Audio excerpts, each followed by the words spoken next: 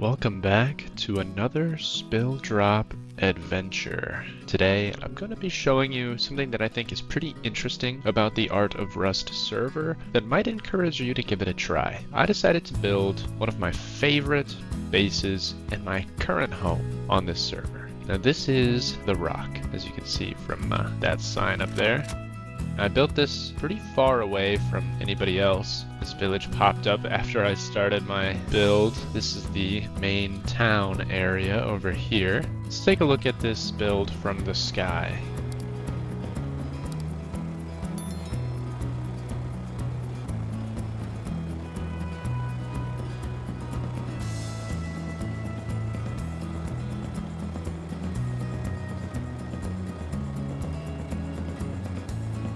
I was really excited to use these lunar wall frames for this exact effect that we've got here, this kind of tunnel effect. I think it does look pretty sick. This is sort of the pump house for all the farming that we do in here. Got a nice palm tree there. I've also got a cheeky defensive tower here. From in here you get really good views of the entire surrounding area. I also figured out how to get one of these big signs to fit into the roof, which is a little secret of mine, so I'm gonna hang on to that for a while, but maybe I'll show y'all how I did that in the future.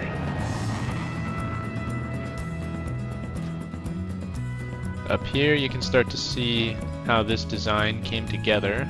A lot of these foundations are connected, kind of, but in very unusual ways. See, I've got my water purifiers there, some water barrels up top. Down here, we've got our pumps to funnel up and into those purifiers. Over here, we've got our bee farm. As you can see, it's doing pretty well. I haven't cleared these out in a minute, but because we're kind of overstocked on honey as it is. I was trying to get this build to be as seamless in terms of pathing as possible, so that you can navigate without having to jump very much from any point of this build. So there's definitely some places where that's a little bit easier and some where it's not as easy, but for the most part, if you kind of wiggle around, you can just crouch walk or regular walk all the way from down there all the way up to the top. Go around this way. You can see up here we've got our water barrels, a nice little patio area. You can walk around up here. You can see where we were looking out at that wizard tower thing. Got our cactus that gives us a little kiss every time we walk past. I've got it set in this pot, which I think is just so funny. It worked out really well when I started experimenting with the nature market items. You can access the nature market for things like these palm trees, the rocks that I was showing you earlier, like those ones, these cactuses. Typing /nature market. Don't forget the market part. These prices here are just scrap prices, so make sure you have a little bit of scrap on you when you go to purchase one of these, just like so. Get a pretty neat little chair out of it. And then to pick anything up that you've placed from the nature market, you just type DN pickup and it'll pick it right up as long as you're looking at it. Or you can use the middle mouse with a hammer in your inventory. From this way, we've got a little patio that takes us down. Got all of our power hidden back here with a test generator. Off this way, we have our oak tree. There used to be some bees hanging off of this tree. I don't know what happened to them. They must have fallen off or something. And back this way, I've got my chicken farm. They're not doing too well. I've been off for quite a long time. I feel bad for my chickens, but they've had a good long life.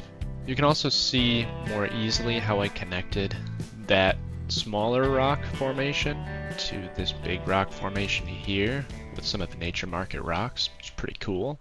And then back through here, we pop into the actual farm itself. Now you can see we've got some planter boxes here, some of the triangle ones in the back. We've got our new cooking workbench here with our storage box down below. I've also got a cauldron tucked in here to cook twice as fast. Got some other stuff scattered. Here's some of the photos from our photographer's adventure here. Some really beautiful shots. Got some of my box stacking going on here just for the fun of it. TC tucked back in here, of course, as well. Our vending machine where we're selling a number of things, including pies and teas, eggs, and bee-related products. Through here we have our patio. Got a nice little sun chair, and a locker. Got some berry bushes stacked up in this prison cell wall here, and a couple here just for the view and for the vibes. I've got a little bedroom area. I really like the way that these lunar gates look. I kind of wish they had the option to close, but even without that option, I still think they look pretty cool. Got another area here to peek down on the surroundings, just to make sure no one's lurking on you. You can get up here for a better angle as well if somebody's a little too close for comfort. Quite a few more planters here, as you can see. Got my traditional barrel shelf, not storing anything in those yet. There is one other thing that I wanted to show you about this server before it wipes. This is a beautiful build, and I've loved it very much, but I do need these materials back before the wipe in a couple of hours. So to do that, what we're going to do is we're going to use the /remove command to start breaking up the stuff that has been placed already. Some of these items are better to be picked up with a hammer, such as these rugs, so I'm going to start by doing that. I'm going to set together existing here for the 8th backpack slot. That means that anything I pick up that already exists in that backpack will just go straight into that stack. Pretty nice trick. Now, the /remove command, like I said, will let you remove items that you've placed. You do need to have some materials in your inventory for that command to actually take effect. So I try to keep just a small stack of some of these things handy.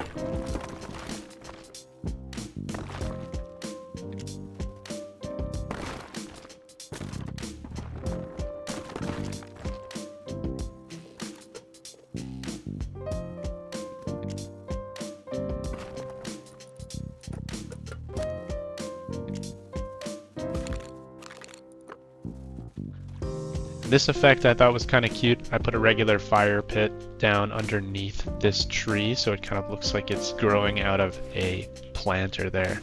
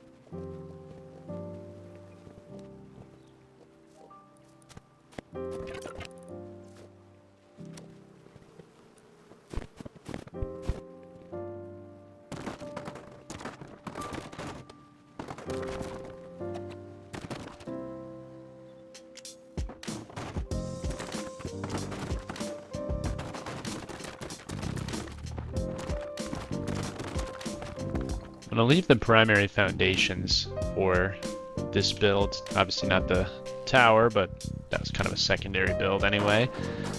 Just so that way you can kind of see the actual footprint of this base with the original rock. Kind of help you understand how all of these pieces came together and what all was added versus what was here originally.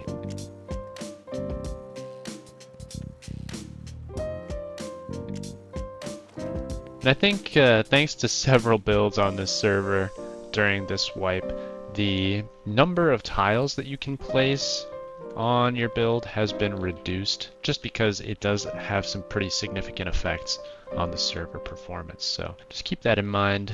You might not have as much freedom as you were hoping with this, but you can still get some pretty insane builds, as you've seen here.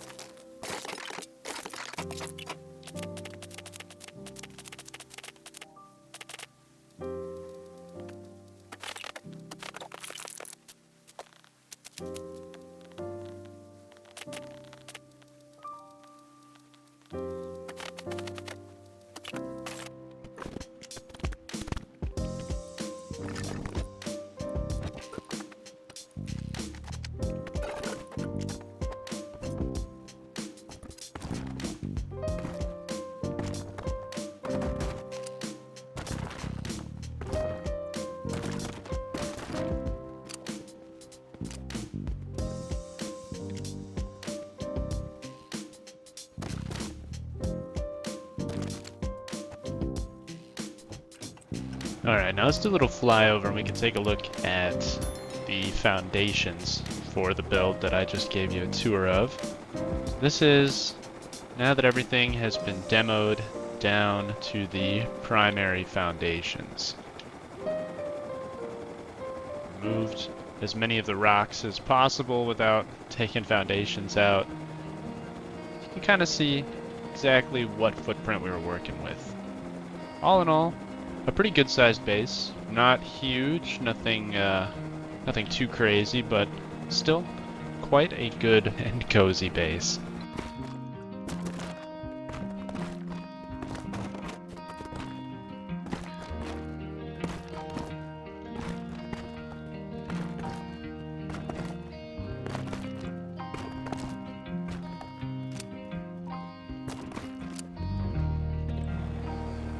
And this is what we started with. So this is the rock itself that I found when I first started this wipe and decided I wanted to build something for my own. Thank you so much for watching another Spilldrop adventure on the Art of Rust server. If you want to learn more about this server, I have the Discord linked in the description of this video. Go check it out, introduce yourself, and get to know the fantastic artists in this community. I'm your friend Spilldrop, and I will catch you in the next video.